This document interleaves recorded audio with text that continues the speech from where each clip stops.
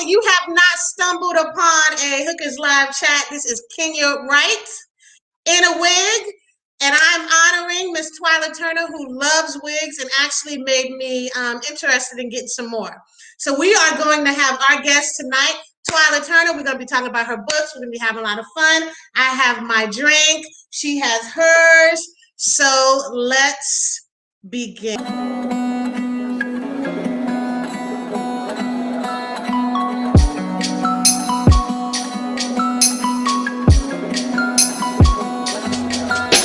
Your mind open, get your mind open, let's go cloud surfing. Hit the dream waves, it's a great day to go cloud surfing. It's gonna feel weird at first to let go of control of your thoughts. True desires begin to emerge, and your mind is in tune with your heart. It's like a ride on a cloud, nothing but happiness, like the experience of a first kiss. Take this feeling with you when you're feeling stressed, something good you can reminisce. All right. Am I in there? There's my girl at. Where my? There she go. There she go. What's up? Hey. I'm so glad to get you in here, man. I asked a bunch of people, like I asked not a bunch of people. I asked the K Killers in my group. I was like, okay, I'm gonna start trying to do live discussions. Who can I get to come in here? Who do you want to talk to? And your name was one of the names that came up, and I was like, oh shit, Twyla! And that ain't nothing but a motherfucking thing. I'm gonna go ahead and message Twyla.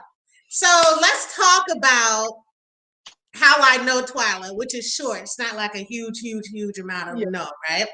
But and we have someone saying hello right there. Where we at? Lady. So I met Twyla at the Swirling Conference. Yes. This was last September. And it was I had a blast. Yeah. drink. And we had a blast, right? And I wish that I can say that some of my main fondest memories of Twyla was like talking about books and discussing heroes and plot lines and twists and about a craft. And my fondest memory of Twyla is her at a male strip club, Bourbon Street, hot guys. She's sitting across from me. We're at the main stage where all the guys, hot, muscular, just woo. She's across from me. I'm over here. She's like this with all types of money, just dollar bill, bucks, just, and her expression is like, I'm gonna make these motherfuckers work for their money. And she's just like, and I was like, yeah. And every time a guy would come on the stage, she would be like, yeah, she'd stand up and do all this stuff. And I'm like, hey, come over here too. So that's how I remember Twyla. Every time I see her on Facebook, I think of her in the strip club. So like, that's my fondest memory. So hello, Miss Twyla. Hello, Miss Kenya. Did you have fun in New Orleans? Let me ask you. I had a blast. I had a blast. Too much fun, probably. I'll also say this one more thing. Your smile is, to me, really good. It's like, thank you. You can't, I don't think people can understand from just looking at the camera. When you're there in front of her, it does feel like, and I don't say this about anybody, but it does feel like something is coming on you. Ask people who have been around Twyla in person, because I've talked to a few people, and everybody be like, oh yeah, Twyla, I like Twyla's smile. Like, it just come out. Oh yeah, blah blah blah is coming, and who else gonna be at IRAE? Or who that? Yeah, Twyla. I like Twyla's smile. Yeah, I like. Everybody says that shit. So thank you. So okay. Let's talk about your wig game, because someone brought up that you have a serious wig game. Okay, and it just started. Yep. That's Michelle. That's Peaches. um, basically, back it was over 10 years ago. Back in 2007 was when I first I did the big chop, and I bought a wig, and I just wasn't, I don't know if it wasn't the right one or I wasn't confident enough to wear it, but I'm just like, oh, and also it was too hot, whatever. I can't do it. I didn't have the confidence for it. And so I just, no wigs for me. And then finally, I don't know, I don't know what came over me. It was probably YouTube videos. And I just decided to go ahead and get one. The first one's in the back. That's Willow. And I like that one back there.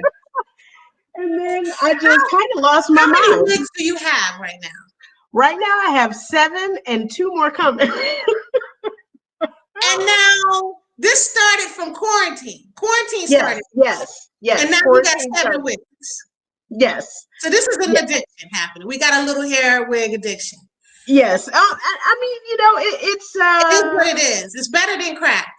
Yes, and it's helping me get through my sadness, because we're supposed to be in Daytona right now. Oh yeah. So yeah. Like See, so like, okay, so this is my thing. When it comes to dating, because I've always wanted to ask this. When it comes to dating, because I know you've been on Hinge, I've been, following you even before you were going to get on this live discussion. And when you go on that first date, well, first of all, when you're with your Hinge account, because you asked this question, I wanted to know what the answer was. Did you put any wig pictures on your Hinge account or not? Not yet. Not yet. I was waiting for all of them so I could get a picture with it in all of them, and then post quite a few of them. That's what I was waiting for. I actually need to change some of them now. Now that I got the majority of my wigs, I need to change it. But one of the guys that I'm talking to, I don't know, whoever's following me, Groot. That I nicknamed him Groot because he likes plants or whatever. But I actually sent him a picture in all of them with all their names. Okay. And he's like, wow, they're all so different. And I'm just like, you could potentially date a different woman every day if you wanted to. It's different female experiences, Papa. Yes. So that's what I'm bringing to the game. Yes, exactly. This is variety right here. You'll never get bored. So now, have you had some good experience so far on Hinge? Not on Hinge. No. Okay. Nothing. I got nothing. Okay, so then I do better with Tinder for some reason. I don't know. Let's talk about your traveling for a minute, though. Okay. Okay, let me pull. That's me at castle in Scotland. Trying to think. Dunatar Castle. Twyla is low key a spy in training. I kind of am. And Scotland was an amazing experience. More ways than one. That was in Japan when I lived there for a year teaching English. That was a tough one though. It was like one of the best times of my life, but also difficult because the Japanese men were scared of Western women. So really, yeah, because we're more generally, not obviously this doesn't mean everybody, but we're more aggressive, more loud. And when I say Western women, not just, American, but also like, European and all that, like we're louder, more boisterous, more outgoing or whatever. And I think we scared a lot of Japanese men. Only one girl that I know of out of all the girls that I was there with at the time actually got married and is still there. Yeah. Really? Mm-hmm. And she married a Japanese guy? Yep. Okay. Yep. Got 2 kids. Yep. So, hold up. Somebody asked me what I'm drinking. Is it moonshine because of the jar? Y'all know I was wondering myself. Y'all gonna do me like that in front of Twyla? Okay, I see how y'all rolling tonight. It's rum and lemonade punch. And what are you drinking, Miss Twyla? I'm drinking some Michelob. She taking I'm it to the Michelob Haiti Ultra, way. trying to watch these carbs. You know, I'm like, I'm not trying to come out of quarantine bigger than when I went in, but that's tough. That is true. That is very true. So I'm tough. looking for the picture that I had of this guy. Do you remember that picture? God Yeah, damn it. Mother freaker. that's I know who that is. That's I wanted to ask you Tin, questions about this guy real quick. Tin Oh, wow. Man. Oh, there we go. Her ex is what I labeled it. Duh. Okay. Well, I mean, it's not really my ex, but you know, Okay, let's he's see a if we can special pull friend. this up. A special, like a little side thing. Little. Yeah, yeah, There we go. basically. Let me see. There we go, right Yeah, there. Let's that's talk Tin about. Man. I still talk to him, by the way. Um, not every day or anything, but we talk off and on, and like he also tells me about his dating life because he's poly. He's polyamorous, so he dates multiple women at once. He actually took me and one of his other ladies on a double date. Oh, double date, triple date. I don't know, but I mean, nothing happened. Nothing happened, but it was actually really fun. I'm just like, wait a minute.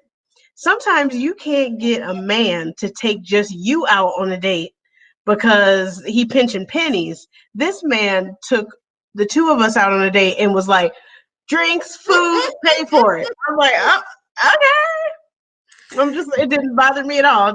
And he was like, did the whole equal attention to How was both that of us. possible to be like doing that? Because I need a lot of attention. A lot. Well, he did. Did he sit in between us? I think he sat in between us or whatever. But I mean, Mm. just for the most part, he just like if you were to just be there with three friends and three Okay. friends are talking, it And was the same everybody's way. vibing. Yeah, but it was the same way. But you know, he'd make sure he'd touch one or touch the other or whatever. It didn't bother me at all. I don't think I could do it. I don't think I could do it on a permanent basis, but it didn't bother me. This Um, Zarina asked about a new lip stain you're about to do promo for. Do you do promos for lip stains? I don't do honestly, I don't do promo for anything. I literally find things that work for me and I rave about them and then people buy it if they want. Now, mind you, I should be making some money off this. You should be getting some money. We got another Yeah. question here from Shirley Johnson. Yeah. Twyla, did you meet any Scottish men? What were they like? As I love their accents. Okay, Shirley. Yes, I did. Okay, so I lived in Scotland for 6 months. Oh yeah. It was almost a whim kind of thing. Okay. It was like, I want to live somewhere. Where do I want to go? I'm going to go to Scotland because the UK, you can stay there for 6 months without getting an extended visa. So I went. The first month, there was no action, but there was this guy. It was a whole thing. He was playing soccer at the park across the street from where I was living. And I feel like there was a flirtation, but I was too afraid to approach him and he was afraid to approach me. I found out later why. But anyway, I happened upon another African American woman, and she's the one who told me to try online dating while abroad. I had never tried Tinder or any of that. And so I was just like, I don't know.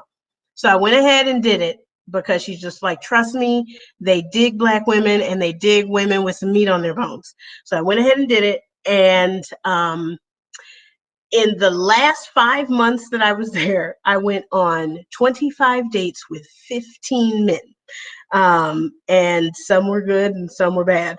But I still go from 0 dates here in the States to then 25 with 15 men.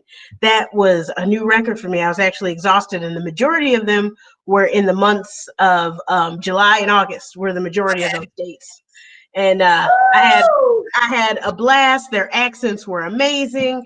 A lot of them were absolute sweethearts. I'm Yeah, going. I don't, You know that, and I right? don't, I'm gonna fly there now because you yeah, talking yeah. about today. And, I'm flying there and now. And what's funny is I don't think I got not one unsolicited dick pic the entire time. Like So that's that's, not even. I mean, I'm not saying it's an American thing, but you think it's more America that, you know. I do. Someone asked, let's see, where did she say? It wasn't triple. Is that like three people A when thruple? A dating? Yeah, thruple. yeah. Yeah. Yeah, a thruple. Yep. Thruple, Okay. that's what it was. It was a thruple date. A throuple day. Okay, okay. I'm learning things. I'm learning things this live discussion. All right. Teresa Thurman talked about Scotland is a lot of fun. I have to try that out Yes. myself. You I have to. definitely have to go out there. I Someone think, asked, yeah. will you ever go to any country in Africa? I plan on it, but okay, so here's the thing. I would have to do more research before I went by myself. I know some people have gone solo, Okay. but for me, I don't know. Something is telling me I should not go solo. That I need to go with Mm, someone. Like, and yeah, I trust my instincts, and so I'm like, I'm not gonna go by myself. So I have to yeah. wait until someone can go with me. But I can like, come with you if you need. yeah, that's right. Because Because I was I'd scared like to to go go to to. Thailand though. I was Yeah. like reading up shit, and it ended up being a great experience. But I understand what you're saying. Traveling as a woman solo, you have to think of shit. You have Yes. to Google and read articles and talk to people. And you just have to be selective. You have to be selective. And I find that like certain places, it seems like warmer climate places, I don't know why, um, might have a little more crime than colder climate places. Yeah, yeah. I'm not trying to put judgments or, These are facts. stereotypes These on are people. opinions, people. But when Yeah, I read up on articles and where safe to go for women solo, a lot of climates are colder or whatever. But maybe not Thailand, maybe not Indonesia. I'd love to go to Bali. But yeah, I mean eventually, but I just don't know if I'll go alone. That's okay. yeah. We have this question here from Tara. Are all stories in Tinderella true?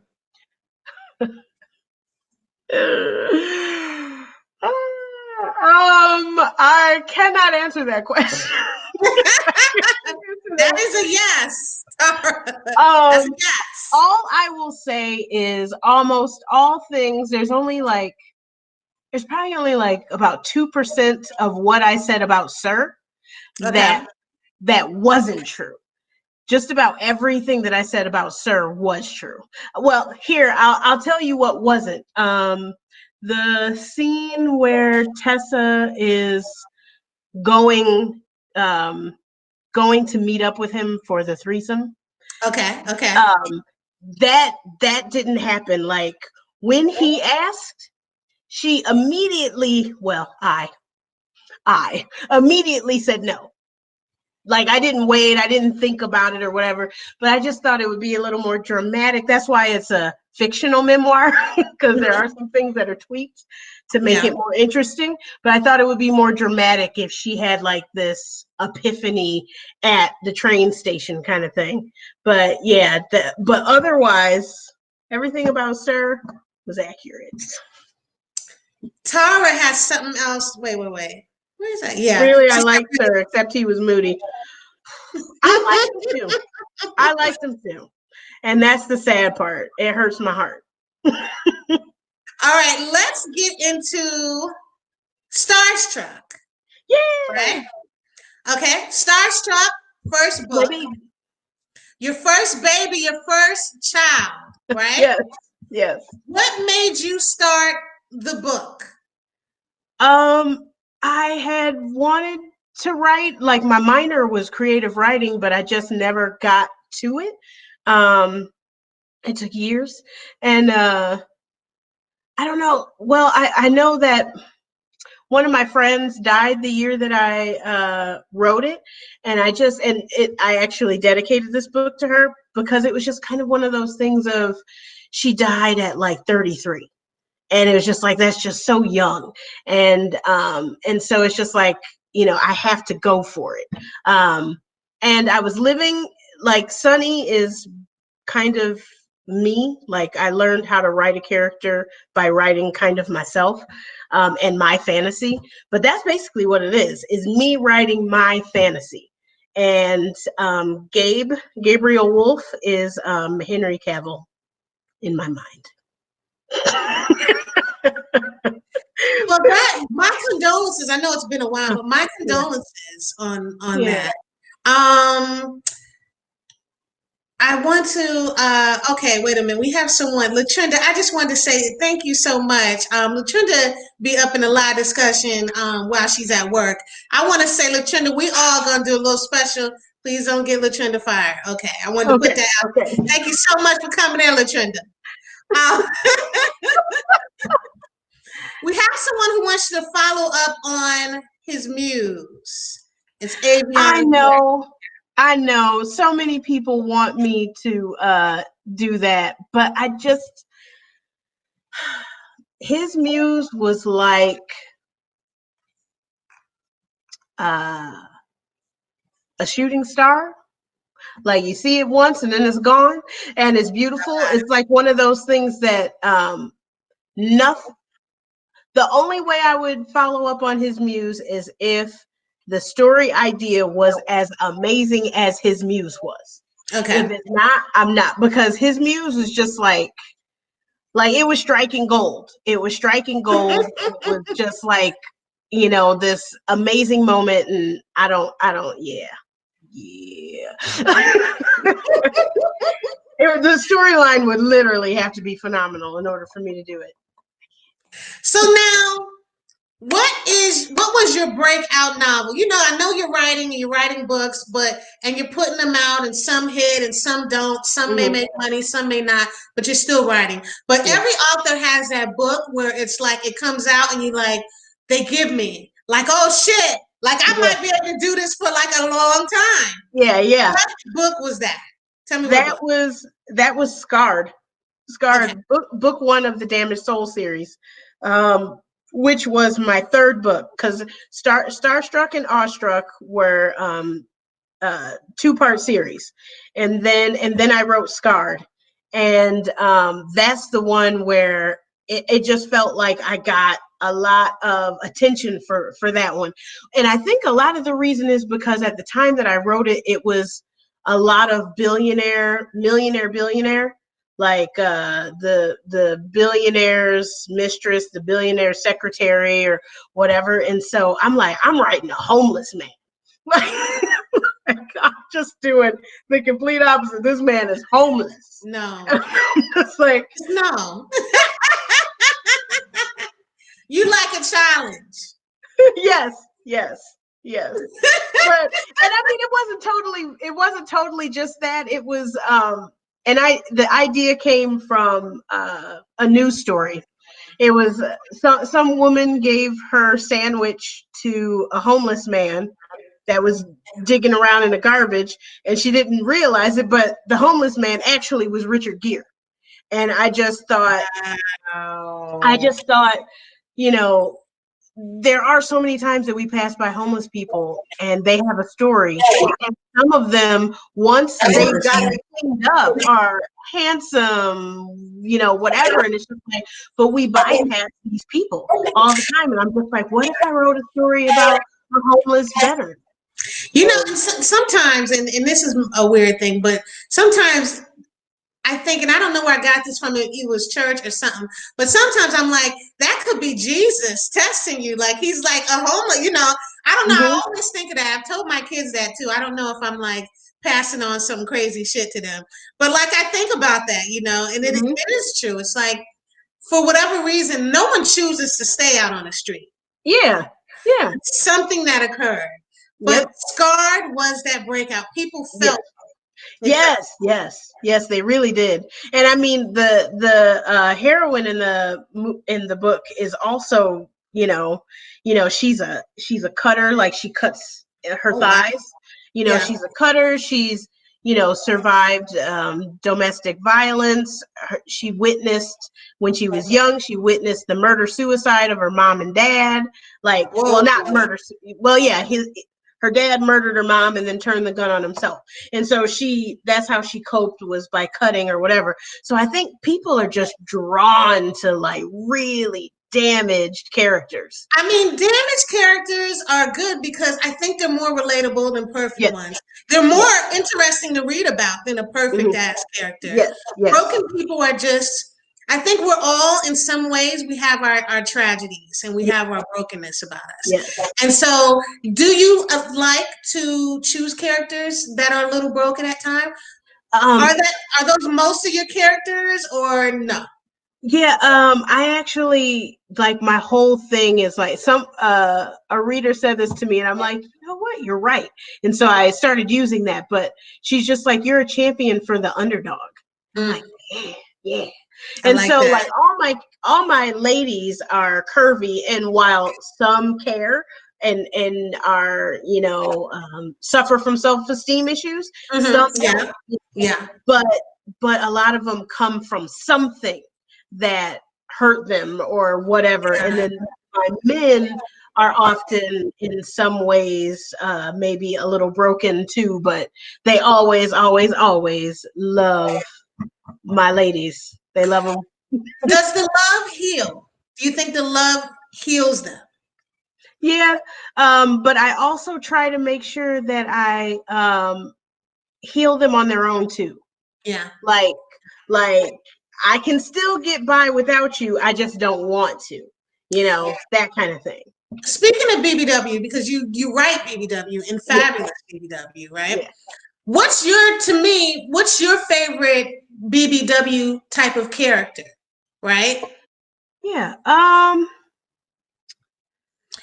do you think there are no-nos for BBW? Like, what are you tired of seeing? Are you tired of seeing the, I feel so bad that I'm fat?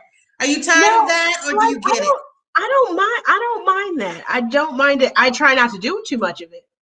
Okay. Because a lot of readers are tired of that shit. but for me, my no-no is, well, I have two no-nos. One no-no is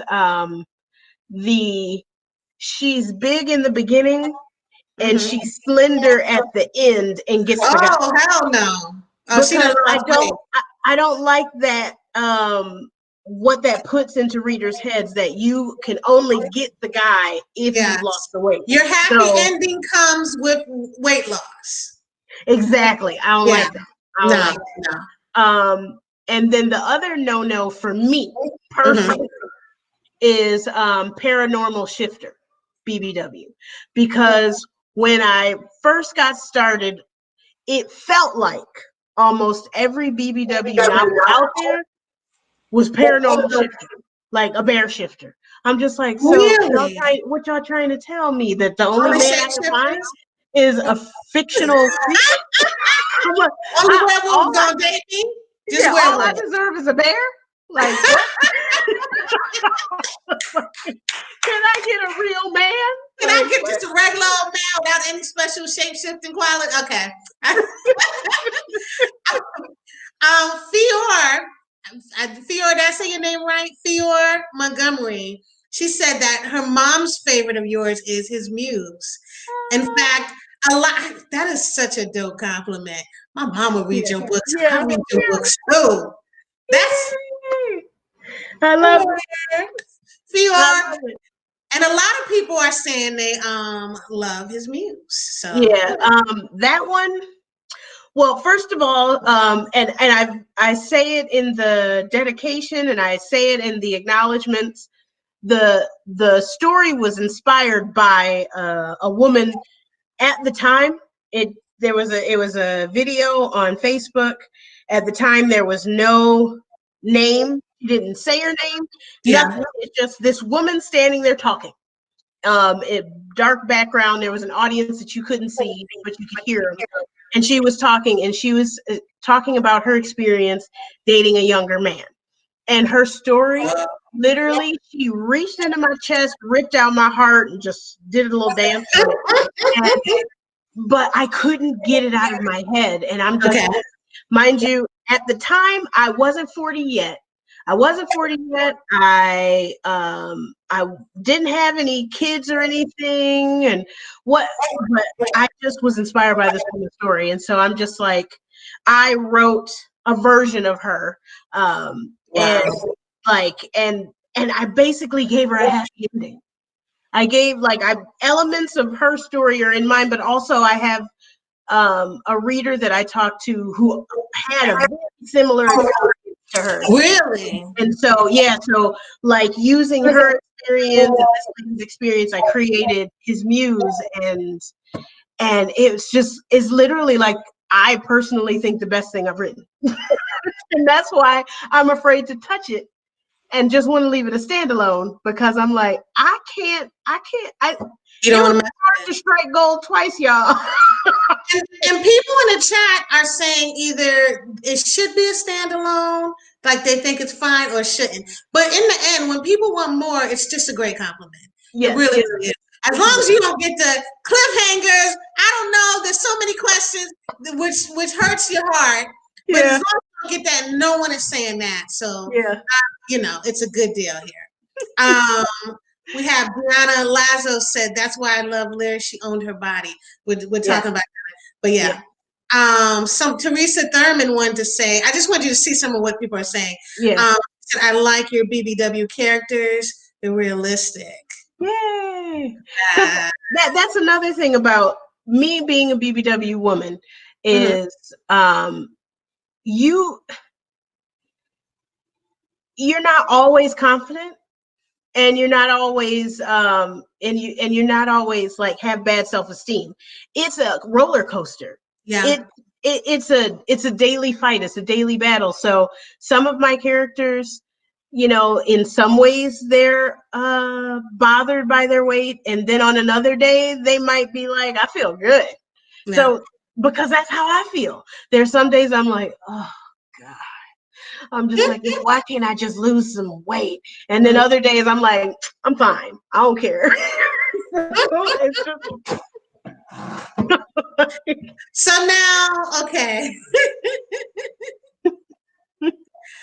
So let's talk about curvy girls. oh yes, the curvy girl. Curvy girls. Why did you go ahead and do a series with that? I think we kind of discussed it, but why? What made Um, you say I'm going to do a curvy girl skin? And by the way, I really like him on that cover. That's really nice. this is probably my best sold book, and that's because of that Mhm. dang naked torso. I know that's the reason why. But the reason why I did it was, well, I mean, obviously, like, you love Sex in the City, love Waiting to Exhale, that kind of thing. But, I wanted my version. I wanted the girls to be curvy, full figured women or whatnot. And I wanted it to be a melanin rainbow from the darkest to the lightest, and so so that everybody's represented basically. And so I just kind of wanted my own version of that. I just thought of this group of girls, and what's interesting is each girl is an aspect of my personality. Like, I'm not I'm not as nerdy as Peyton in the Red Scott, but like, I have nerdy things about me, like my Disney collection, and I will watch a Disney movie and recite every word from beginning to the end or whatever. And so I'm kind of nerdy in that way, and my romance novels and bodice rippers. And then Royal is the rocker chick. I've had my hair in a mohawk with neon colors, and I like to wear combat boots with dresses. Um, and then Mia is the like Samantha Jones of the group, like the Okay. one that doesn't. I I am Mia. I am Mia. I'm Mia, honestly. Uh, but not as bold in what she says. Okay. Like like the things that she says out loud are the things I think in my head to guys. Like, Mm-hmm. if a guy sucks in bed, like, she would tap him on the head and be like, No. Right. Like that is what I think in my head, but it doesn't come out. And then Kennedy is also me because she's the romantic, whimsical romance writer. And so I'm just like, so they're all aspects of me. Oh, I love the romance writer heroine. I know I try not to do it a lot, but isn't it awesome to have a heroine that writes books? It's so much Yeah. fun. Yes. You know, I don't give a damn. It's probably going to be at once every year I'm going to do a heroine that writes, but I fucking love it. Well, Um, I haven't written her story yet, but I'm ready for it. And I know exactly what it's going all to right. be. I just got to get it done. Okay. Let's see. Tina Jones, I'm going to start pulling up questions from the form.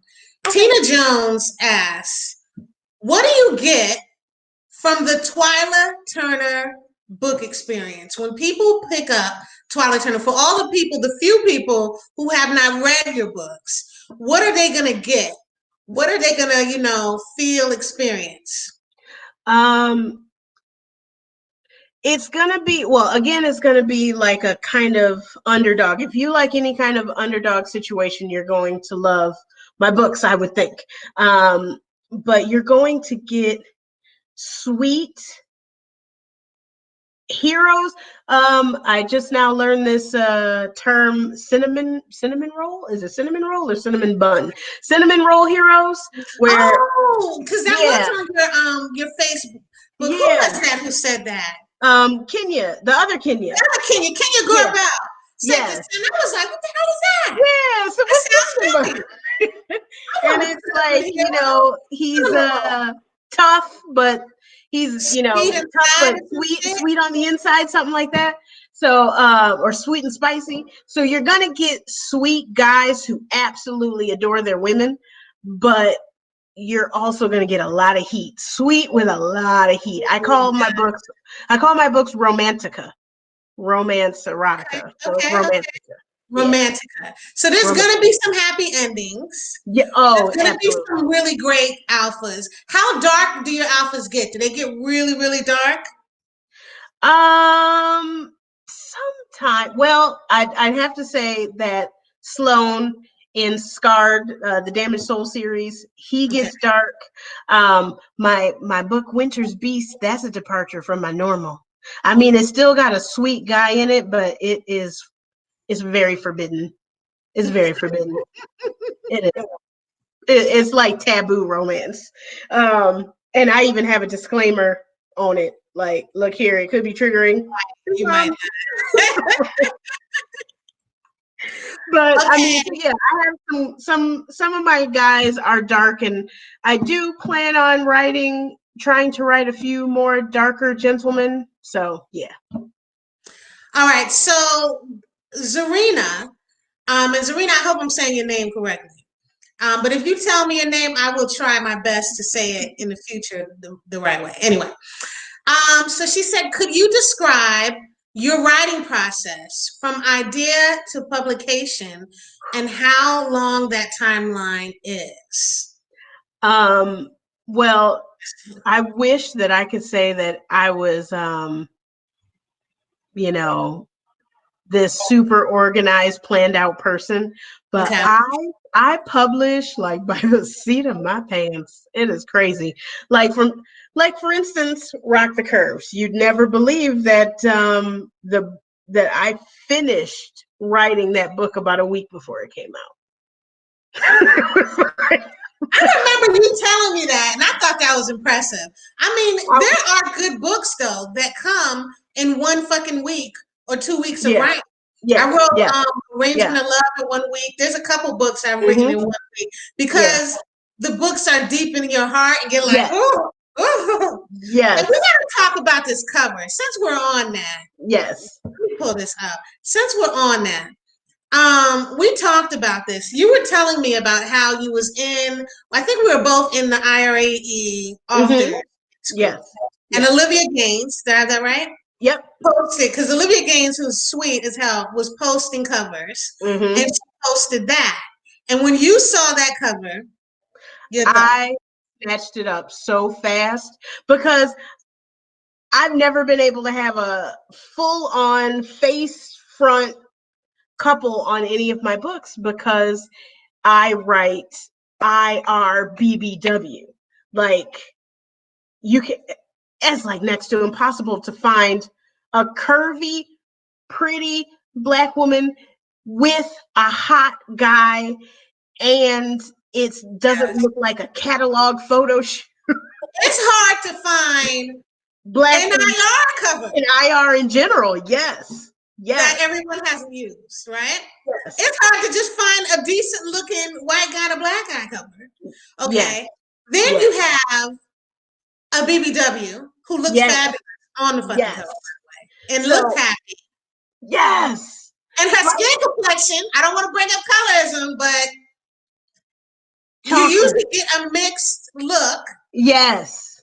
Yes. So we got a browner complexion. Yes. So I'm like, she's dark, she's thick. I'm like, that arm looks like my arm. Come on, come through.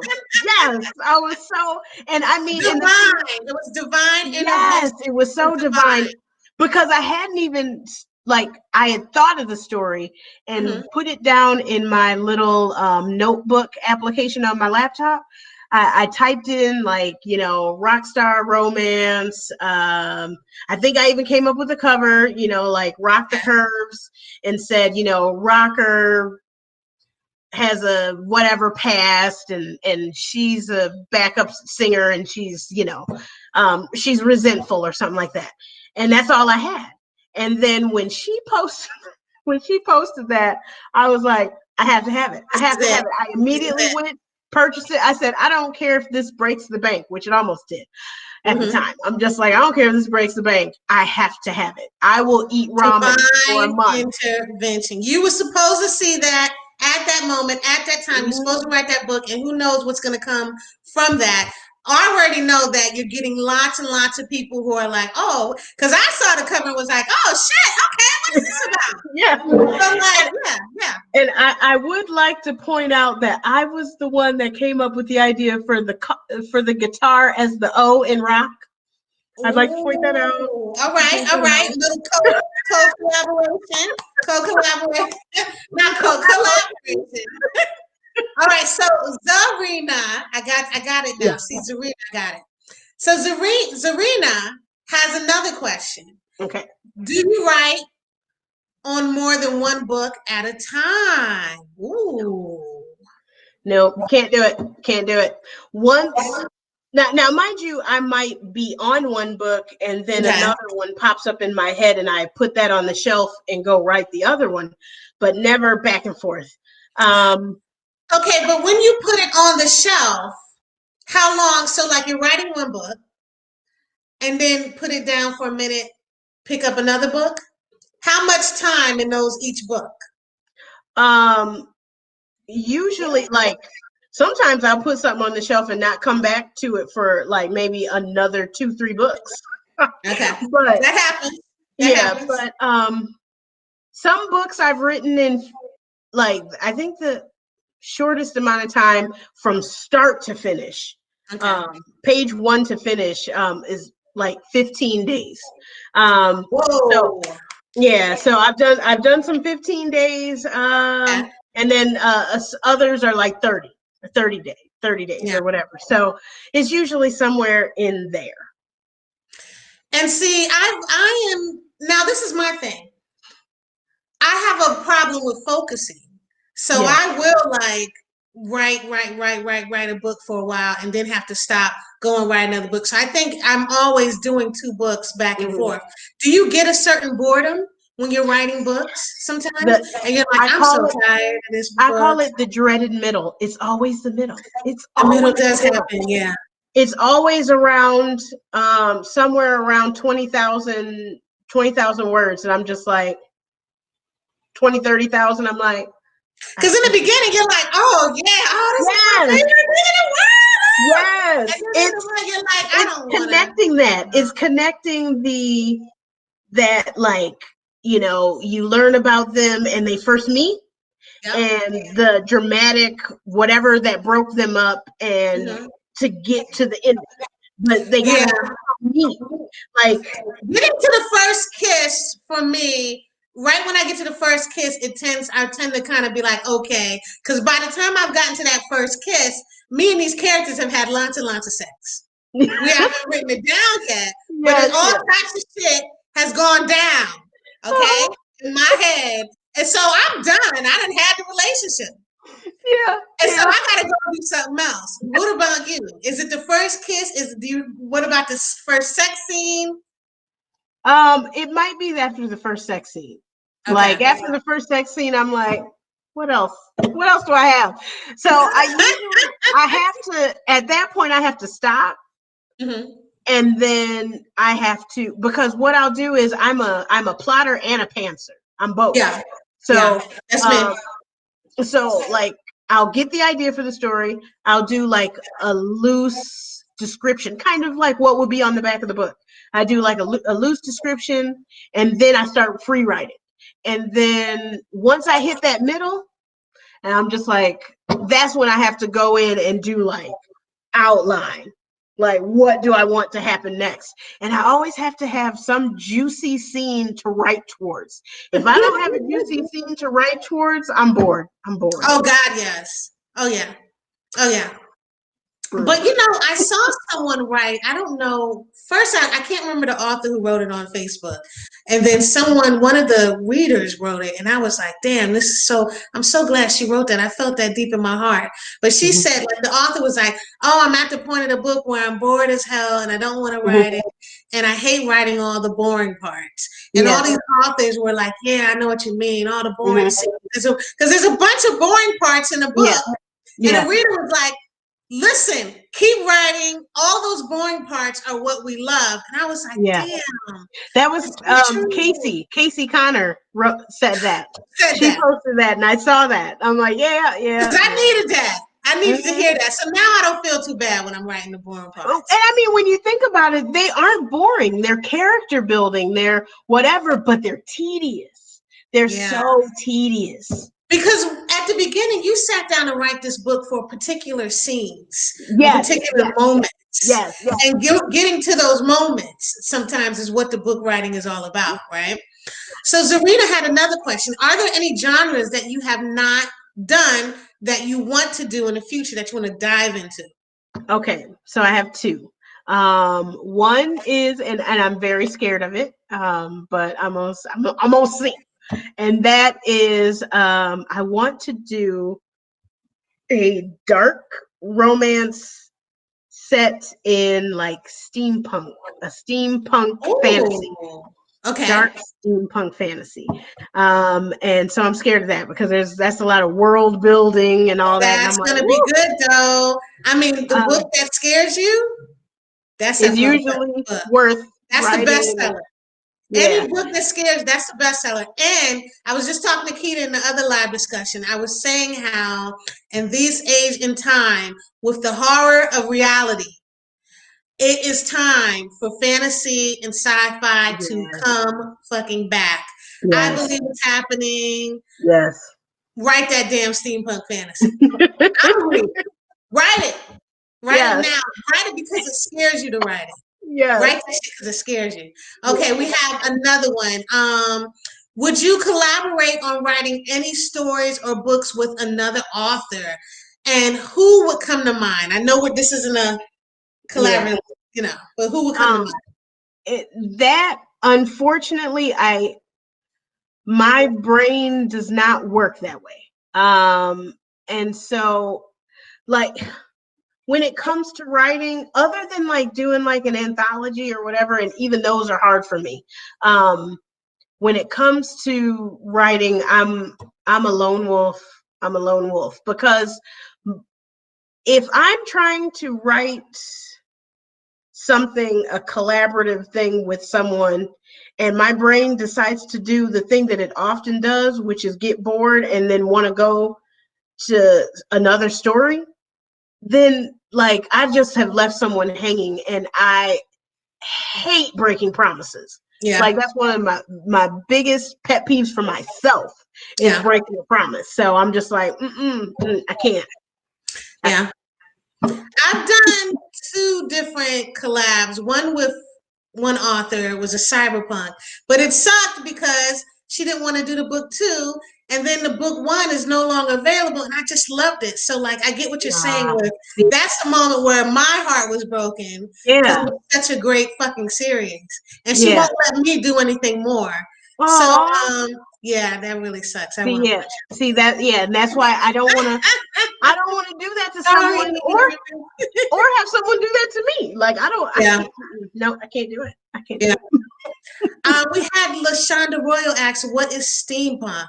Okay, steampunk is and there's a lot of movies.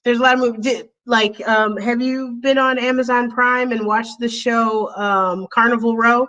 That's kind of steampunkish. I love that show. Yes. And Sherlock Holmes, the new Sherlock Holmes by Guy Ritchie. Those are the ones with Wild Wild West with Will Smith. Wild Wild West, Will Smith. That's steampunk. It's basically a old timey, like early the turn of the century, maybe like the late 1800s, early 1900s, something like that. It's set then, but they have like futuristic things. But the futuristic the fuel is steam. Yep. And there's like, the gears and cogs and whatever of like a watch, like all the gears and knobby things. Like every machine works with like that and steam or whatever. It's just, it's old futuristic. And when done, it could be done in such a breathtaking way, in really beautiful way. So, steampunk to me is hard to write because you got to know some things. You got to do a lot of research. And then I like cyberpunk. And if anybody's not sure what cyberpunk is, that's like, to me, I would say Fifth Element would be a cyberpunk example. And I just fucking love Fifth Element, by the way. Okay. Fantastic movie. Okay, so let's go on. Let's move on. Zarina has one last question. What can you tell or share with us as to upcoming books and projects? Well, aside from the steampunk one that I want to do, there's also one that popped up in my head, and I swear all these things be coming to me like sometimes from Facebook.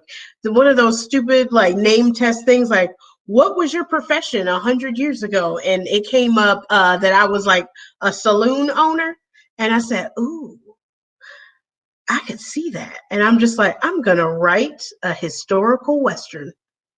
And it's gonna be, this Black woman who, owns a saloon, and it also has a bordello attached to it. Shut up! I'm so gonna do that. Up. That's gonna be really, really good. Yeah, so I'm like, that's another one that kind of scares me, but I got it. I can do it. Because again, the scary books make the most money. The scary books that means it's really unique, and it's really, and you need to go through that journey, that writing journey. So I say fucking go for it. We have a question right here. Are you interested in writing mystery novels? I've never even read a mystery. So I don't even know how mysteries work. No, I just stick with what I love, and I love romance. Like I always have the few things that I've read outside of romance is like YA novels, like The Hunger Games. Like The Hunger Games was like outside of my realm of like comfort or whatever, and yeah, so I'm just like, I've just never read mystery, never was really into it. That makes sense. Yeah, that makes sense. Let's see. Latrinda's still in there at work talking. I'm gonna talk to you, Latrinda, since you at work. She says, why do you think of piercings for steampunk? Why do I think of piercings? I think of gadgets when I think of steampunk. Yeah. I think of, like you said, cogs and shit. Yeah. Okay. So let's go on to Susan Comrie. Susan's question was, what inspires you as a Black woman to write books featuring BWWM, interracial romance? Tell us your thoughts. Basically, because I'm a swirler pretty much exclusively. So I just write what I know. Like, I write what I know. I write what I like, and I know that that's like a slippery slope down a conversation that, you know, can be very controversial as to, you know, like why I only swirl. I But mean, you brought that up in BWSL, which was yes, great. Which is great. I love the question. yeah, And everybody was jumping in there. I remember I was like, I remember I had a odd answer because I didn't get what you were saying. But you were saying, okay, tell me the question again, what you said. the question was, because it was, you know, that group is specifically for Black women swirl literature. Yeah, Like, yeah. so I knew if there's anybody who understands me, it's They're going to be gonna the get women it. in this room. Yeah. And so I said, is as an IR author and exclusive swirler, am I the only one who gets uncomfortable at the thought of dating a Black man and having to explain to him what I write? Because I said, if that was me, if the tables were reversed and I went on a date with a Black guy who said he was an author that wrote exclusively Black men with women of other races, I'd ask, why am I here? Why am I here? Why are you Yeah. dating me? You And know, that's and I got what you were saying. Go ahead, go ahead. I got what you were saying. My response was, ain't none of his goddamn business what the fuck I'm writing. That's I remember writing that shit like if that motherfucker say anything about because I'm crazy, I'm like, you asking about why and what? Shut up. yeah. It's Well, about us. You well, know, see, here's the. us I'm just people. like So super duper open. Like I'm yeah, too open. Like I need to be more like hold a little mystery, Twyla. Like, but I'm too open, and so I'd be just talking and telling, well, I write this and blah blah blah. Or if here's another one. This is something that almost always happens when I tell someone that I'm a writer, okay. and they're like, oh, you write? Yeah. Well, so are you like? Is it like journalism? You write articles or, oh no, I'm an author. Oh, really? Oh, where are you at? Where can I get your books? Oh, I'm on Amazon. And then here they come. They pick up the phone. Yeah. Really? And, you know, and they'll put me in. So imagine you sitting there on your date and they put you in and then here, you know, scroll through and there's all these white men. Because I believe it's a Black male author, I think, that we just became friends in like March. And Okay. he messaged me. He sent me a DM and he said, um, so are all your leading men white, Caucasian, or whatever? And I go, they are. I said, my genre is IRBWWM. Mm-hmm. And he's like, I see. And I go, yep. Like I knew what he was And getting at. had he already published books? I don't know. I haven't Yeah. really paid attention.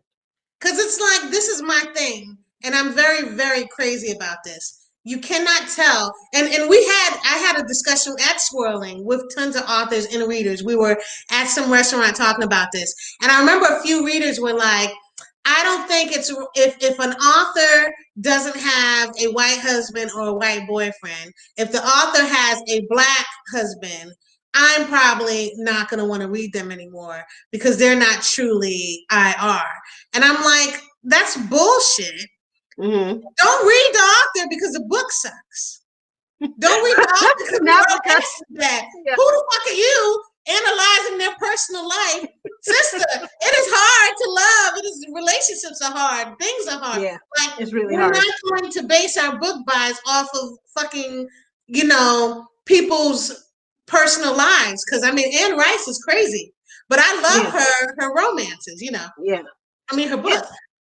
I knew it was it's a very controversial subject. It's so, and so many people have so many different feelings about it. Yes, But yes.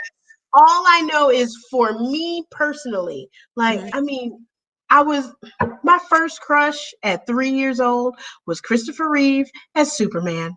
And that has been literally my model for men since. I want them tall, I want them broad, I like dark hair with blue eyes and a square jawline. I'm sorry, but this is what I like. Like, and I've been that way ever since. Like, mind you, I will date short, tall, Anybody, slim, right? big, whatever.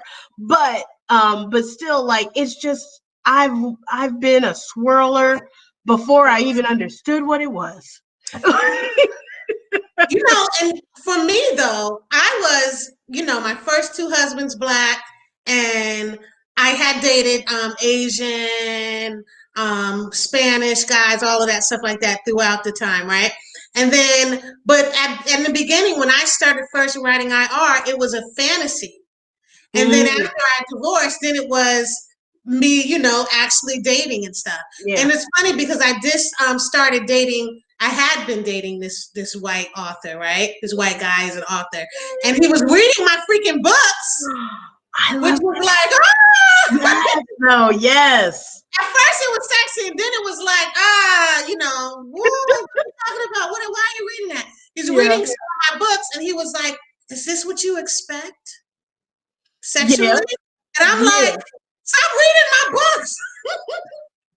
But see, I do think that if a man is interested in a writer, all he has to do, especially a romance writer, Yeah. all you have to do is read my books, babe, and you are going to understand what I want and what I like. Yeah. Like, boom, it's right there for you. I'm sorry, everybody. We went on a Yeah, we different did. path. We did. Sorry. Sorry I about just that. really wanted to touch on that. I'm gonna answer this question real quick. Someone asked about the collab. Was it Jade Ebby? No, Jade Ebby is fucking amazing. I did two different collabs. One was the Valentine Cupid with Jade Ebby. She was fine. Those books are good. I'm talking about this book called Hot Redemption. It's a cyberpunk, and it's not available because of that motherfucker. And that's that. That's all I'm gonna talk about with that. Question for you, Twyla. What about a mafia with a black woman who's basically an assassin? And if you do that, we got to write that together. I don't care what you say about it. Okay, so here's my thing. I know it's for some reason, I do not know. Mafia stuff is so very popular in the black community. Like huge. Like, I mean, rappers always rapping about Scarface and Al Motherfuckers like Capone. to kill people. It's a kill thing. Yeah. It's a kill thing.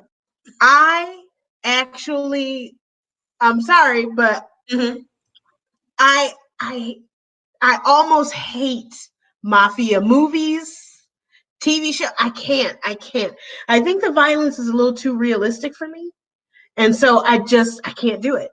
I uh, it it's cringy, and like I never watched the Godfather movies. I watched Scarface like a long, Hold long on, time hold on, ago. hold on, hold on, hold on. You've never watched Godfather? No. Okay, the chat is done. I can't conversate with someone who we're done. Thank you for coming in, guys. They're absolutely fucking not. I'm buying you Godfather now, and you have to watch it if you want to continue to talk to me. You have to watch that series. I'm sorry, I keep on talking, but But like I absolutely watched Goodfellas and I watched Casino, and not. Okay. Goodfellas and Casino, like it just I just can't. Those and war movies too. And it depends on the war movie. Like I can watch like war movies about the Revolutionary War because it was like so far removed. Maybe not the Civil War because I still feel like I don't know the Civil War, slavery, and all that, so that still affects me.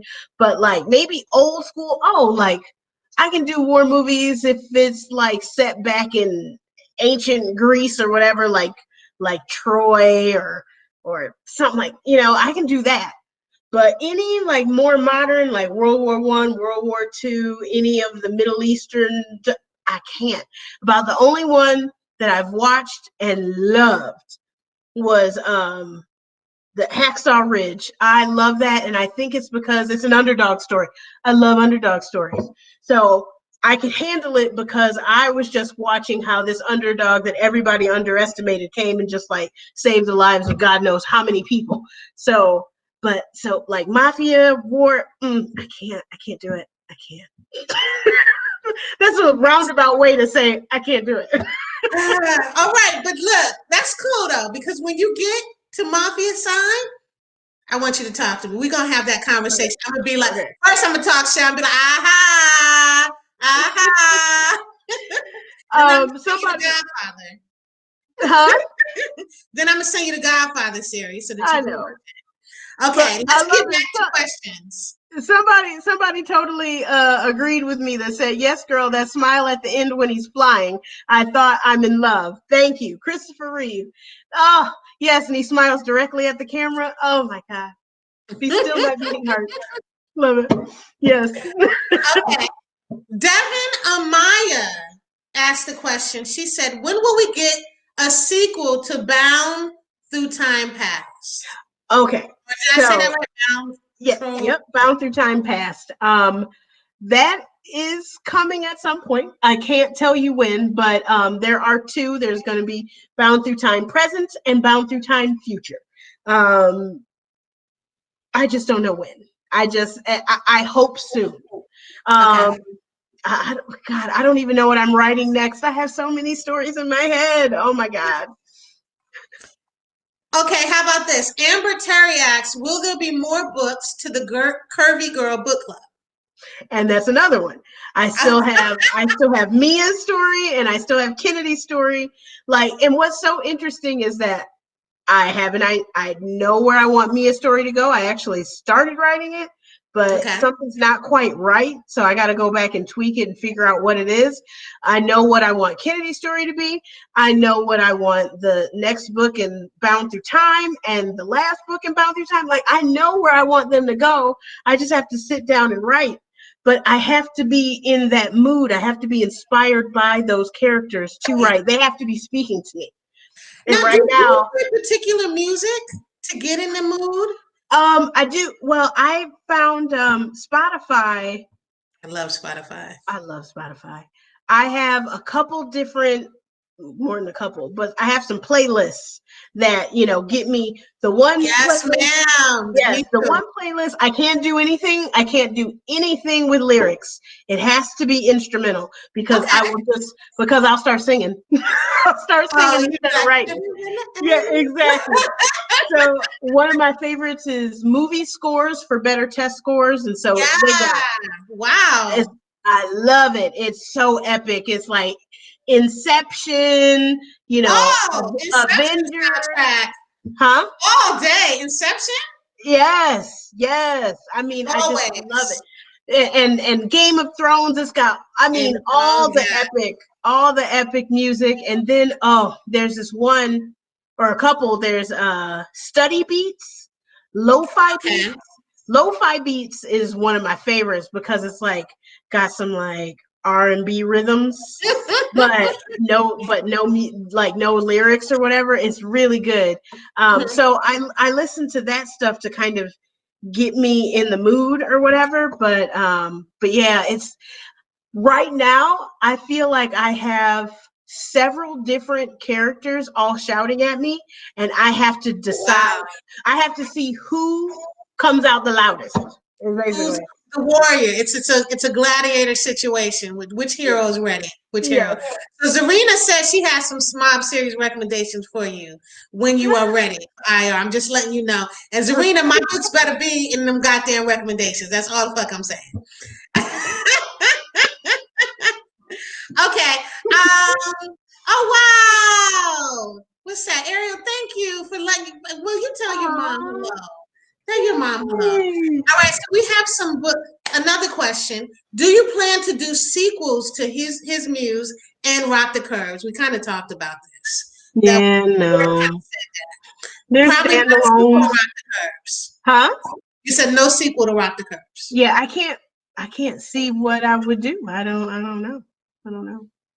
So Unless it was something like Lyris and Gage broke up for some reason and whatever. But no, I don't see it. I don't see it. So now, yeah. Yes, whoever that Who is. said I that? can't see your Who name, but said yeah. that? Because I'm so goddamn tired. We let's move on because this keeps taking it up. Yeah, that'll We be could just that's do a whole lot of discussion just a on this shit whole hour or more worth of of conversation. discussion. Okay, Tamika asks, how did you come up with the concept of this book? For Rock the Curves? Rock the Curve. Yeah, someone said something on Facebook about Rockstar Romance, and I'm like, I love Rockstar Romance, and I haven't done one yet. And I'm like, I need to do one. And then I just thought, I'm like, okay, so all my ladies are BBW. What could I do with a BBW character and a rock star? And I go, duh, you know, in a non-Lizzo world, like it's rare that the music industry would want to sign on dark-skinned BBW, woman. Like that's just not that they want, as they call it, blue-eyed soul or whatever. And so I'm just like, there you go. You got this guy who, supposedly got his career because he is good looking, and so here she comes. She's trying to get her career started, and no one wants her, and so she has to be a backup singer for this guy, and she's going to resent him. But then I wanted to put the twist on it that he came from very humble beginnings that she didn't realize. So that's basically how it came about. And then that cover, it was the cover. That broke it down. And it's funny because our mama in them days, you had the Aretha, the Patties, Yes. you know what I'm saying? And then as I think they, like, people have said music videos have kind of ruined music. Some people say that. Yep. But that has, when Radio you can the see, radio star. now we're telling everybody our age. But but that changed the music. You're not going to have a lot of bigger set women singing, right? Mm-mm. So Nope. I love that you Nope. did that. It was of Yeah. course. And Shirley Johnson, she put I love seeing black women. We're desirable. That's right. We're desirable beings. That's why I write IR. I've had Yes. people attack me who I don't give a fuck about, but like mother people are like, why is the black woman always got, and they're not readers half the time. So it's like, Mm-hmm. why are you fucking even asking me? But why Yeah. is the black woman gotta be dating the Japanese guy and the white guy Yeah. and the Spanish guy? Why can't she be just dating the black? And it's like, because I want everyone to know that we are loved all over the world. Yeah. You just talked about going to Scotland Yes. and getting so much love. And Yes. that's all around the damn world. Black Yes. women are. So that's what, to Mm-hmm. me, interracial romance is about. Or sorry, BWWM and all Yes. of those, like, black women. That Yes. that genre, that's what that's about for me. That black Yep. women are loved. Yeah. It's not about Absolutely including the desirable. black men. It's about showing how many different ways and how many different people can love a black woman. Yes. Right. And I feel like the more it's out there, the more the more black women will consider it.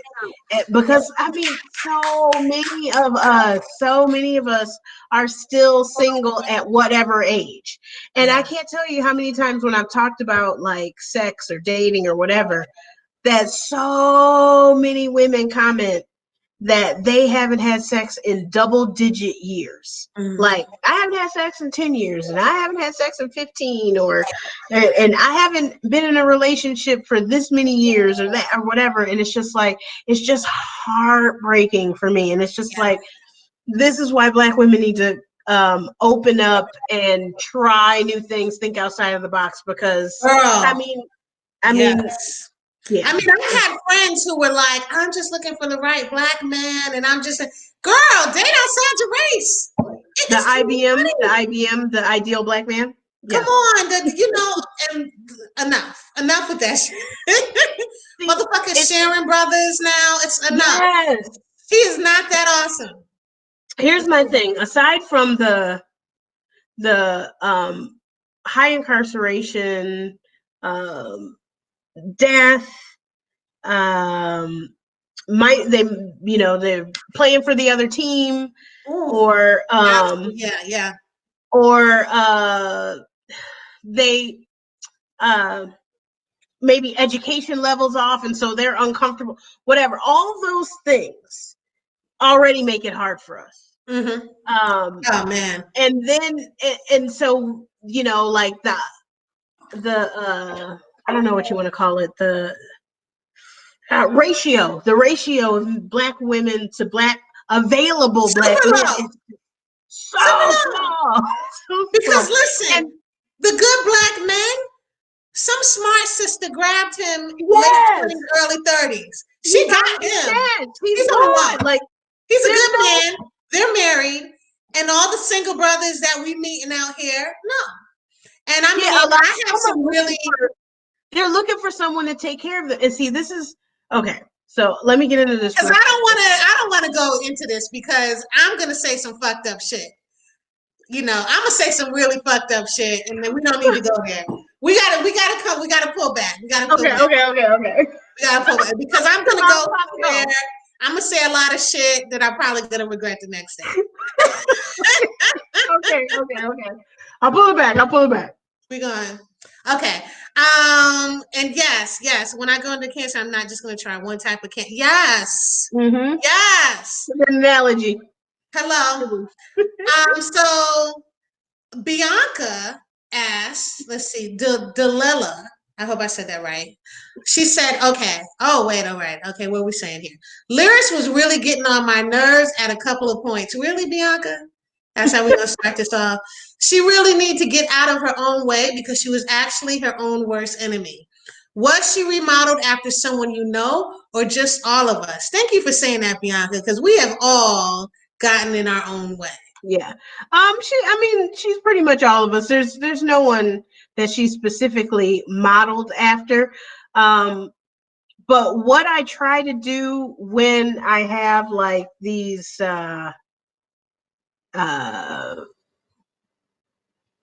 like the conflict in a story, I try to make them as realistic as possible. And this kind of goes in with another question that someone asked about. It was kind of the same. It was kind of the same thing. And the thing is that when if you really, really, really think about it, like we're thinking about our own little world of a couple hundred, maybe 1,000 or more people that we know personally. Like Mm-hmm. we're thinking of our small little bubble, our small little corner of the world. Yeah. But you've got to really think about it. Think about it. Your relationship is hard enough when your relationship is under the microscope of your small corner of the world. Imagine millions of people weighing in on your relationship. Millions. And you have to be online because if you're an artist of any kind, you have to be online in order to make it. You have to have a social presence online in order to make it. So it's not like she can get offline and make it. So she has to be online, and so she has to see all the negativity. So imagine millions and millions of people nitpicking you, and millions of people telling you that you don't belong with a certain person. That 100%. I you mean, know, if me and huh? Drake start dating, okay, or something like that, it's gonna be a whole bunch of people like, why is Drake with that old ass, out of shape woman with kids? Don't got no money. It's gonna be a whole group. Yes, So I get what you're saying, yes, 100%. because my fantasy, just like in Starstruck, my fantasy is, that I meet Henry Cavill and we fall in love and get married. Or even Chris Evans, like me and Chris Evans. We meet, we fall in love, we get married. You know what I mean? And I just imagine I imagine the backlash. Can you imagine? These men are put up on this pedestal and Yes. they're supposed to be with someone Modeling. slender and Yeah. white and blah blah Because blah. even And here when they're comes with the model chick, they're still getting harassed. yes, exactly. You Because know. even with the quote unquote gorgeous woman, that Mm-hmm. gorgeous woman is still getting torn down That's by right. women or whatever. So I'm just trying to make it realistic. I know darn well that the majority of us would not be able to handle it. We Yeah. would not be able to handle it. So that's where that came into with Lyris. Like I was trying to make that realistic. And that's And I think it's good that you did that, because I think usually an author is going to not do that because they want to make a nice, simple book and a nice, clean cut room. Oh, and yes, let's go and let's be together. But you yeah. need the internal conflict, and you need the internal conflict to be real. And that's a very real world fucking thing. Yes. And it's not something that everybody wants to swallow or deal with or see, but Mm-hmm. it needs to be, that's what makes the book more interesting. Yeah. No. But I did make sure that Black women came hard for her in the book because that's what would happen in real life. And I know it. Yeah, man. Black women would be like, yes, get them, BBW, Black woman, big, beautiful, strong Yes, woman, yes. yes. Oh, Like, I I didn't know even know it. you like that. What? Yeah, you might get some more albums and stuff. So we have a question here for both. What's up with most of the women in books being 5'3" or 5'4", and their men being 6 feet or 6'3"? It's something I just noticed in most books I read. I You can answer first. try to switch up the heights, but I have to say I am 5'1.5". I do add the half, and so and I like tall men, so I can't help but kind of write around my height because it's my fantasy in my head. Yeah. But like I know, Peyton. How tall is Peyton? Peyton is like 5'5", 5'7", 5'7", 5'8". And I think Mia's is 5'10". I have another one that's coming up. She's gonna be about 5'11", 6 foot. I have one in the making, but and then do I have another tall girl? Well, see, I have medium and short. I'm I glad someone usually said go. that, because I've Huh? never noticed that. I never noticed that. But yeah, I mean, I'm 5'2.5". Yeah. You hear short girls. Short girls always say, "And the half, I'm Yeah. this," because we count our half. Tall Yeah. girls. The tall Yeah. person had that question. Yeah. Whoever asked that question Yeah. is tall. We're tall. Yep. That's what you don't understand. Okay, you don't need a step ladder to get cups out Yeah. the cupboard. And for me personally, I also like them tall because they make me feel smaller because I am a curvy woman. Yes. Like I when like 6 feet guys, 6'3", because I'm yeah. short. Yes. Yes. But now I am going to consider a tall woman. Mm-hmm. I may think about that. I don't know if I'm going to write her, but just automatically, I do write that. Someone said Kenji Ken on Instagram. Some Black woman. Listen, girl, Deanna, I've been trying to snatch that Oh, I brother love up him. a minute. It's I've I been trying to love collab him. with him. And I look thirsty in his DM, girl, and it's like, and I don't DM him a lot, but when I do, it's thirsty as fuck. Okay, I'm because just I'm like, mad because can we collab? I'll DM these guys like not even I'm not even DMing them to be like, oh my God, you're so beautiful. Will you date me? Like it's not even that. I go in and be like, can you be on my cover? Can you be on my cover? I'll pay you. Girl, I'll pay you. And I they asked him that ignore shit. me. They Dude, ignore me. I asked him, I think this started like about a year or so ago, where I was DMing him like, yo, can you do illustrations for me? These are illustrations that I've done. I love your illustrations, blah, blah, blah. And he was just like, I don't really want to sell my art. I just do this for a hobby. I was like, dude, you are too fucking good for this to be a hobby. Fucking Yeah. you put it out. I said, I will Yeah. pay you. I will pay you. And he was just like, no. And then he was like, but I do write. Let me check your stuff out. I checked his stuff out. I was like, you need to make books out of this. And he's like, oh, this is just a hobby. And I'm like, you need to fucking write a book. So about 2 months ago, he messaged me and started asking me on how to create books and all that. So I do think a book is coming out from him, Yay. his sexy ass. But like, he need to collab with me on so many levels. He is just, and that smile, talk about a smile. Oh, He he's start got playing the with the thing. prettiest smile. Oh, it's not I don't fair. even, just a few minutes. That's all I want. It's not even fair, Just a man. book collab Like, and just a few minutes in the evening. Just you know what? I feel like Instagram is uplifting and depressing all at the same time.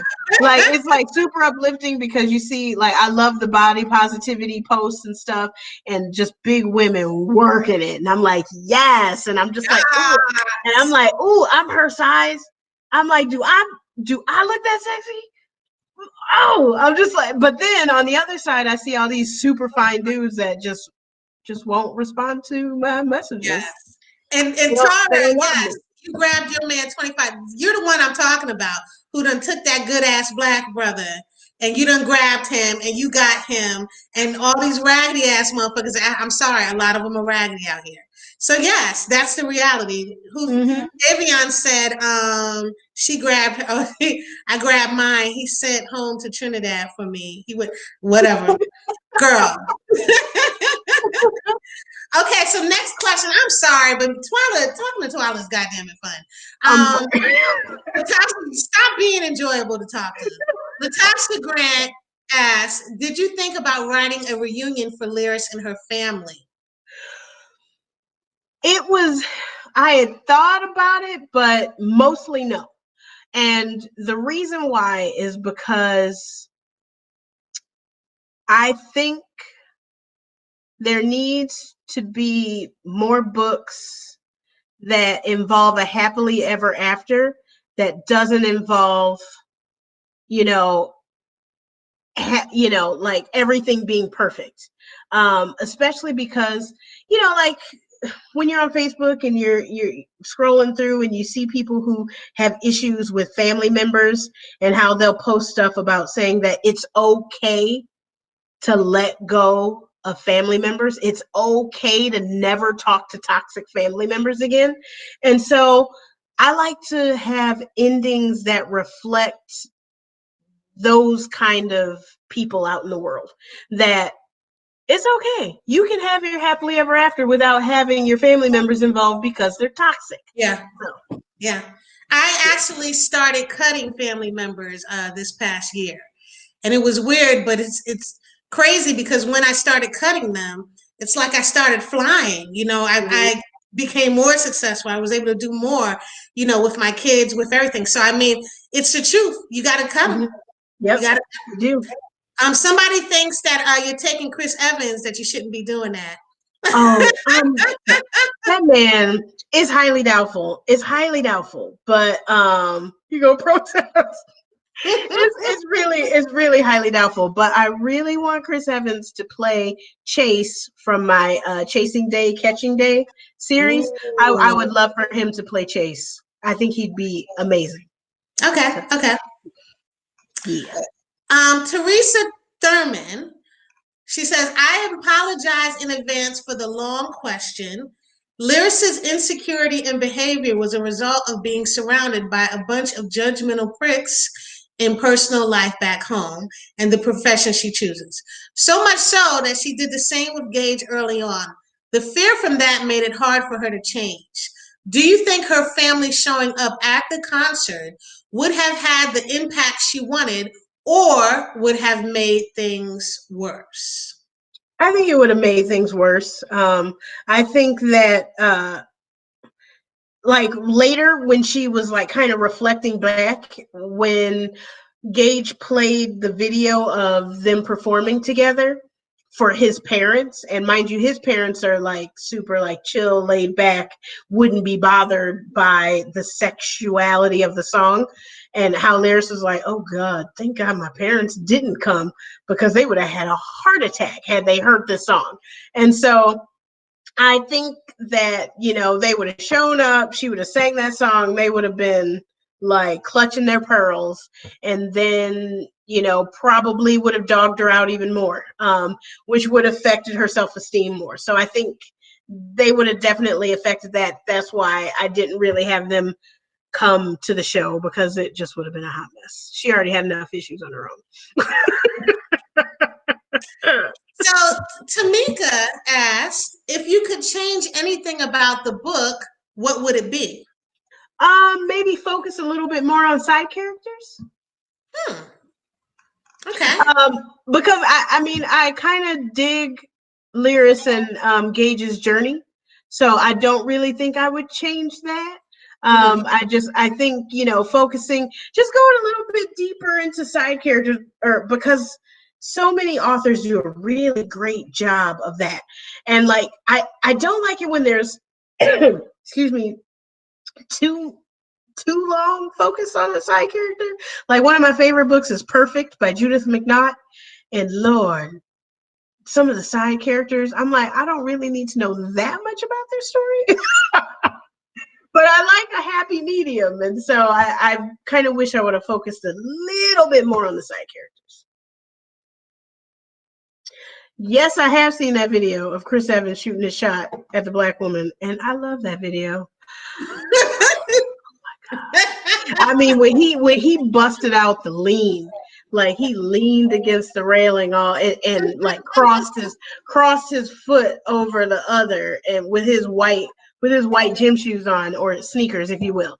I was like, oh, Chris, you got way too much swagger going on, baby. Way too much. See, but I never actually would date Chris Evans in real life because he wants a family. I don't want kids, and so I don't want to. You don't want. This is great that you said it, because we're at this question, Deanna. Yes. How did Lyris not get knocked up? I was so hoping for a baby Gage. Let's talk about the lack of the baby. Okay, so first, she didn't get knocked up by him because she has an IUD. So that's one reason. And two, as a woman who does not want children, I like to have some stories that end with children for my readers who love babies and want children and have children. And I also like to have endings that are happy without babies for those of us who don't want any.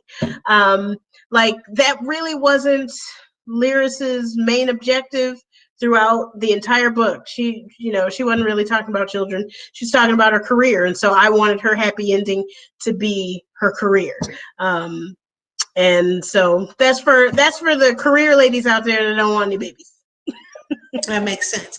And we kind of had a tiny little chat before getting on here. Well, you said that you actually wasn't interested in having children, but you are interested in your brother having a niece. Yes. So that you can play with her. Because how many nephews do you have? I have 3. I have 2 like regular and a great nephew. And their boys are a lot. They are a lot. They're a lot. And I love them. But I really, and the two nephews are grown, and then the great nephew, he's 4. But I don't want a little girl because I don't want that responsibility 24/7, but I want a niece. I want a niece so that I can dress her up in cute dresses and play with her, do her hair, and also watch Disney princess movies all day. Like, that's what I want to do. We have an interesting question right here. I don't think the whole question showed up, but it's by Latasha, and I think it's Grant, not the Grant. Latasha asks, I'm writing a book, part of which I submitted for the IRAE contest. Do either of you have any advice for aspiring writers in this genre? Okay, let's go to you, Twyla, first. Well, I mean, in this genre, I wouldn't even say in the genre. I just say in general is write the book you want to read. That's like the biggest thing, is write the book you want to read. And then also, I think another good way to have readers immerse themselves into your books is try your best to remember the 5 senses: taste, touch, smell, sight, and sound. Oh, my answers. Go ahead. I said you're taking all my answers, but that's okay. Oh, I'm sorry. No, go ahead. Yeah. Right. This is great advice. Write the senses, because like write what she's smelling. Don't just say his cologne smelled good. Just, the smell of sandalwood and so and so, or like, when she touched his hair, it was silky through his fingers, or whatever. You gotta kind of write the senses, and that'll get readers into the story. Suck them in immediately. All senses are done whenever you walk into a room, and then also let the setting set the scene too. It's not just the color. You're not just describing the color of the wall, but if it's a death scene, why not make the color red? Make it like symbolic for like this horrific moment. Start like slowly painting this picture of emotion that you want in the story, but definitely write what you want to read. Oh my God, please. Yes. And don't fucking think they might not like it, or this person Yes, or my mama, or half the Mm-mm. time your family's not going to read anyway. I just want to unfortunately say that to you. Your It's family, true. friends probably won't read it. Who fucking cares? Write what you want to write. Don't think about if it sells. Don't think about if judges are going to want to get it or anything. Write the fuck what you want unapologetically. If that's what, if I can go back in time, I would do that. There's a lot of books that I wrote because I thought people would like blah, blah, blah, whatever. And when I started writing what I wanted to write, that's when the money started coming in. Mm-hmm. So, yeah. But thank you, Twyla. Those are good. 5 senses also, yes, 100%. Mm-hmm. Okay, let's see. Oh, I have one I was kind of doing it on my own, but I never fully got it until I saw an example. And so I like to share this because it's a tough one. You know how they always say, show, don't tell. When you're writing, show, don't tell. And I'm just like, well, what do you mean? What are you talking about? Show, not tell. A good example of show, not tell is when you say in a book, she was nervous. Yeah. Don't say she was nervous. You're telling the reader that she was nervous. What did she do? Like, instead, say that she was biting her nails, that her leg was shaking, she was fidgeting with her clothes, you know, she was sweating on her lip or whatever. 100%. Like her heart rate was pounding and pulsing or whatever. You gotta that's what they mean by show, not tell. So. If she's a kleptomania, say people will be like, she was a kleptomania. She stole a lot. No, in that scene, she's at the friend's house. She's at a person's house. She's putting shit in her pocket, moving on. You never discuss that she did that, but the reader itself knows, oh, that bitch is a klepto. Did she just steal it? The fuck just happened? And in the next chapter, once again, slips something and puts it in her pocket. And it's like, this bitch steals a lot of shit. That's way more fun for a reader than she stole a lot of stuff in her life because this is why. That's the showing. That's the telling. Zarina asks, Twyla, if you don't do more books to follow his muse and rock the curves, would you have any of those characters do pop-up appearances in some of your other books to have a little mercy on us readers? I have thought about that, and honestly, Rock the Curves would be the easiest to do that with. Like his muse, that would be a little tough. But Rock the Curves, oh, that would be relatively easy because they're musicians, and so I could easily write a scene where, like so and so was listening to Lyris write new album, or Lyris like listening to the duet album of Lyris and Gage, like, oh heck yeah, Yeah.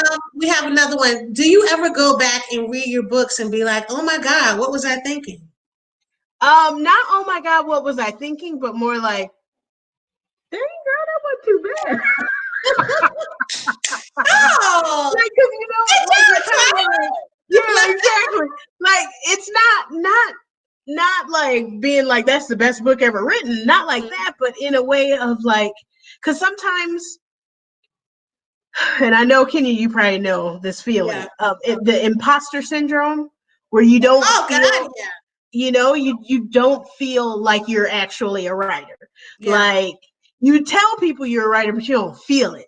And 100%. so then there's those moments that you go back and you reread something that you wrote and you're just like, I am a writer.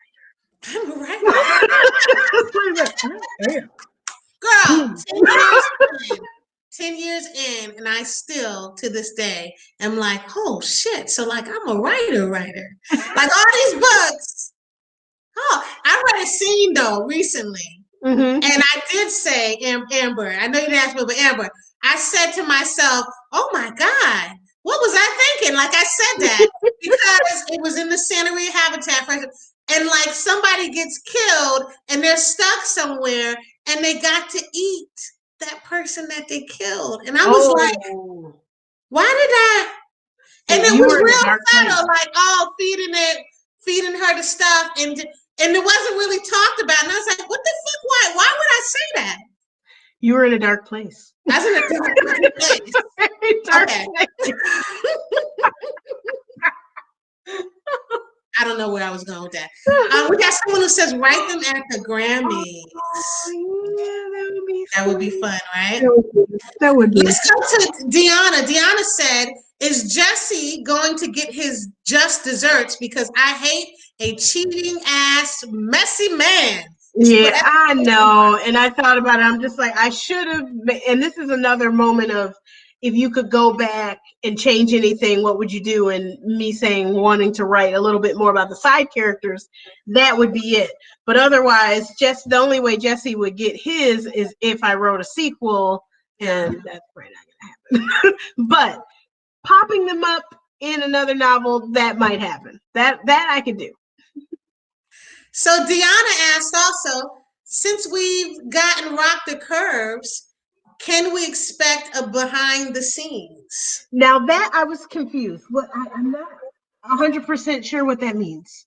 Like, does that mean, I don't know. I don't know what that means. Okay. I'm sorry. I'm so sorry. Fior, we're gonna move on, Deanna, but I know if you're in here, tell us what that meant. Yeah. Because I'm watching the chat. Fior said, I can understand the pressure of dating a public figure, but why was Lyris so terrified about what others thought? Everything about her was fly. She was willing to give up on a man who loved her dearly out of fear. Why? I can't understand this given their relationship. And this is what I was talking about earlier. I knew that question was coming, and that's what I was talking about earlier about your small corner of the world versus almost the whole world weighing in on your relationship. Like she knew, and she said it. She said it a couple times. Like, I know I'm beautiful. I know I'm fly, but I know what people perceive me as. I know what people believe. I have built myself up. And see, and that's another thing that was important is that a lot of times for Black women in general, and then particularly Black BBWs, we usually don't have anyone telling us we're beautiful. Okay, very true. We basically look at ourselves in the mirror, and we are the ones who build ourselves up. We build ourselves up and we look at our different features and be like, that's gorgeous, that's gorgeous, that's gorgeous, I'm beautiful. And so we build ourselves up. And sometimes that is can be very fragile. Sometimes it's stronger and some days it's not. And so if you've spent all this time building yourself up, knowing that you're beautiful, the last thing you want is for someone to come into your life and break that down. Gage himself wasn't going to break down that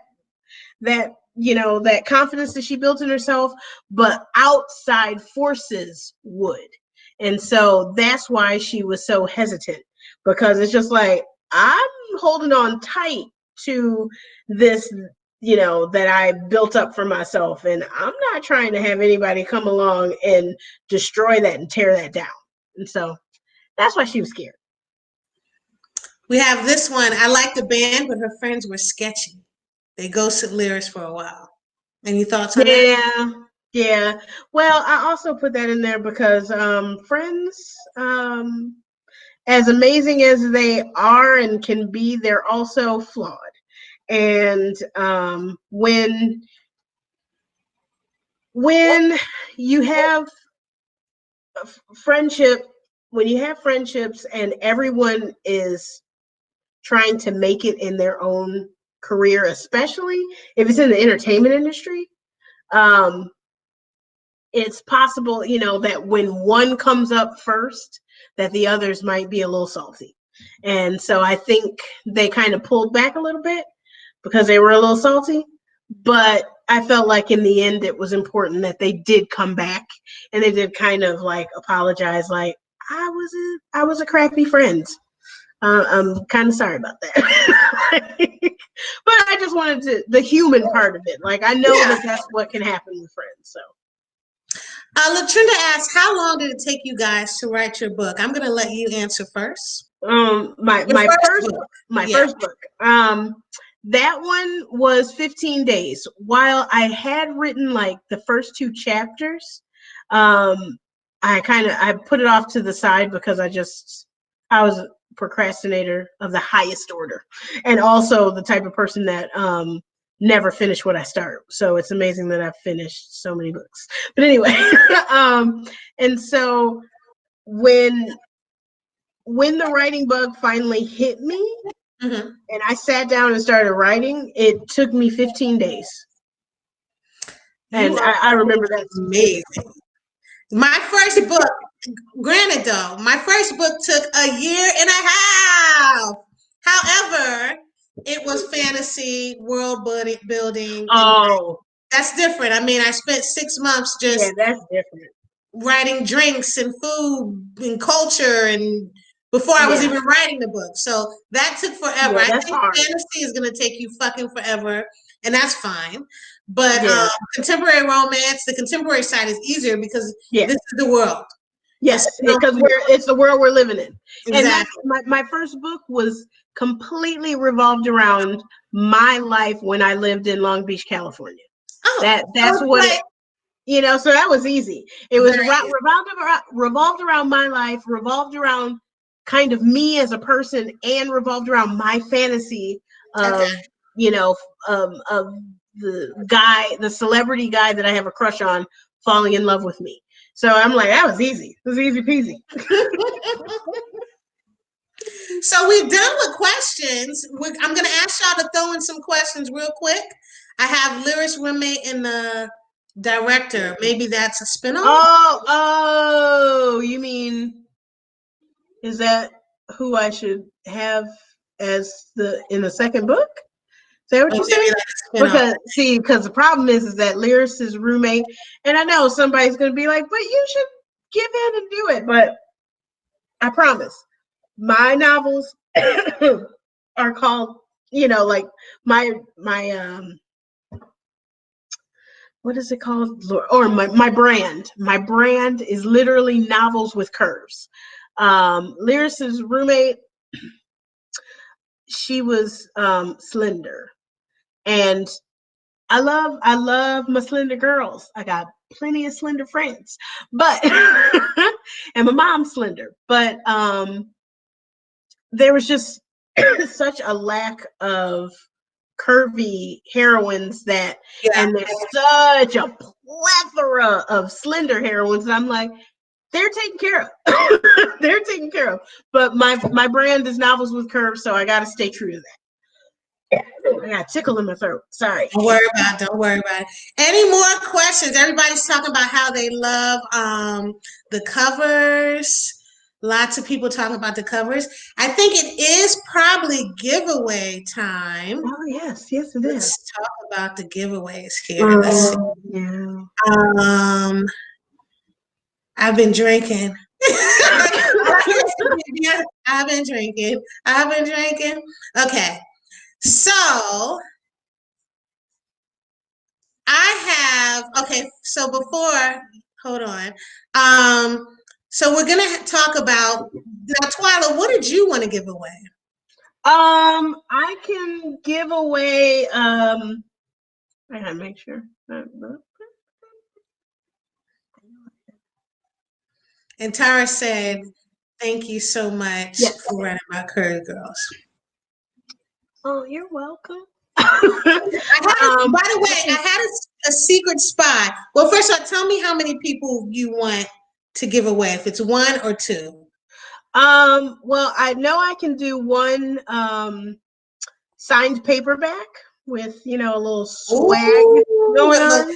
I saw some really nice swag that you had in there. Mm-hmm. Okay, so we're gonna do one person. I'm gonna wait because I haven't had a secret spy in here looking at the commenters. She's gonna pick one of the most valuable commenters. She's given me 1, 2, 3, 4, 5. She's given me 6 people.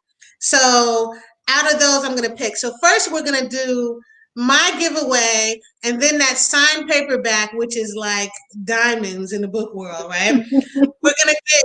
I just want to make sure whoever won this. Oh, you know what? Let's pick this person now. And if they won my stuff, then they just don't. We'll go with someone new. How about that? Okay. So I'm gonna go with.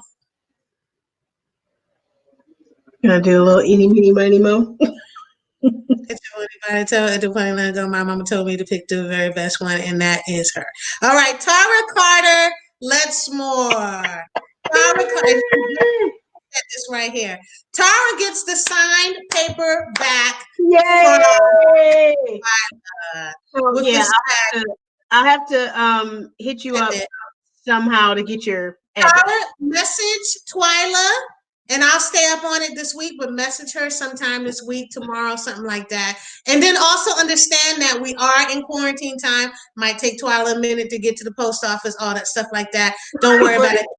Coming, signed paperback is coming, and I know everyone is excited about that.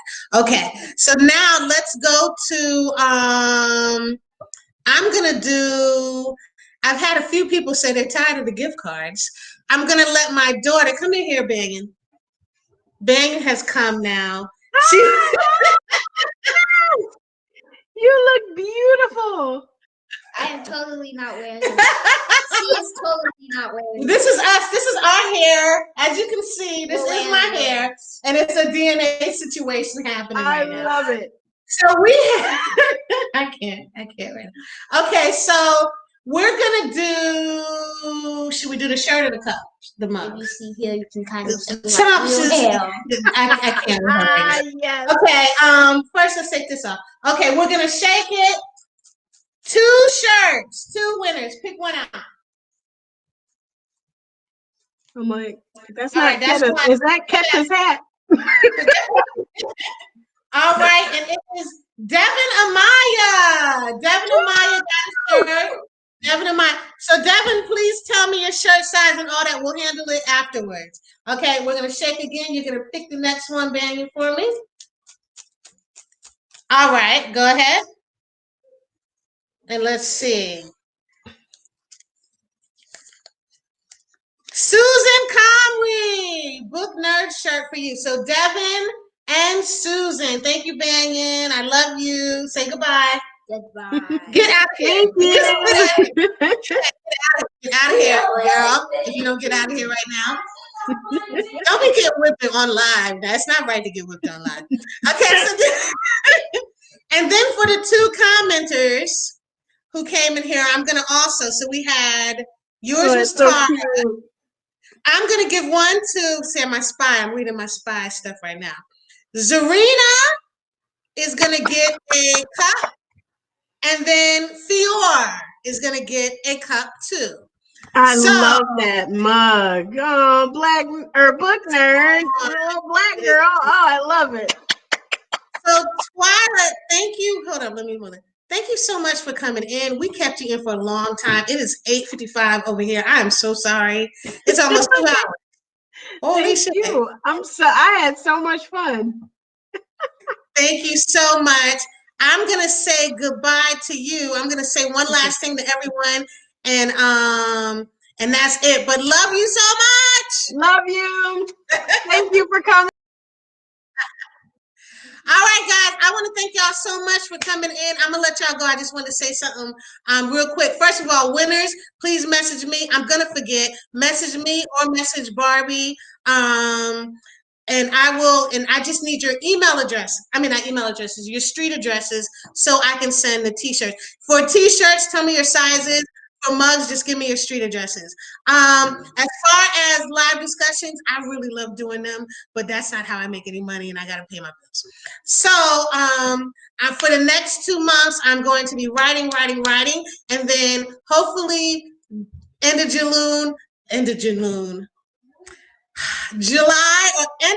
or July. God, I've been drinking.